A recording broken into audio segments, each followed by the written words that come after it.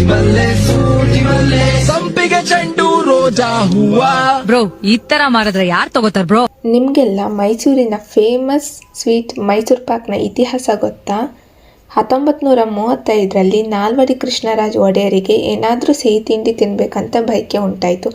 ಆ ಸಂದರ್ಭದಲ್ಲಿ ಆಸ್ಥಾನದ ಬಾಣಸಿಗರಾದಂಥ ಕಾಕಾಸುರ ಮಾದಪ್ಪನವರು ಅವರಿಗೆ ರುಚಿಕರವಾದ ಒಂದು ಸಿಹಿ ತಿಂಡಿನ ತಯಾರಿಸಿ ಕೊಟ್ಟರು. ಅದು ರಾಜರಿಗೆ ತುಂಬ ಇಷ್ಟ ಆಗಿ ನಂತರ ಆ ಸಿಹಿ ತಿಂಡಿಗೆ ಮೈಸೂರು ಪಾಕ್ ಅಂತ ಹೆಸರು ಬಂತು. ನಂತರ 1936ರಲ್ಲಿ ಕಾಕಾಸುರ ಮಾದಪ್ಪನವರು ದೇಸಿ ಕೇಂದ್ರ ಸ್ವೀಟ್ ಸ್ಟಾಲ್ನ ಪ್ರಾರಂಭಿಸಿದರು. ಅದಾದ ನಂತರ ಅವ್ರ ಮಗ ಬಸವಣ್ಣನವರು 1954ರಲ್ಲಿ ಗುರು ಸ್ವೀಟ್ ಮಾರ್ಟ್ನ ಪ್ರಾರಂಭಿಸಿದರು. ಇವಾಗ ಈ ಗುರು ಸ್ವೀಟ್ ಮಾರ್ಟ್ನ ಕಾಕಾಸುರ ಮಾದಪ್ಪನವರ ಕುಟುಂಬಸ್ಥರು ಮುಂದುವರಿಸ್ಕೊಂತ ಬಂದಿದ್ದಾರೆ.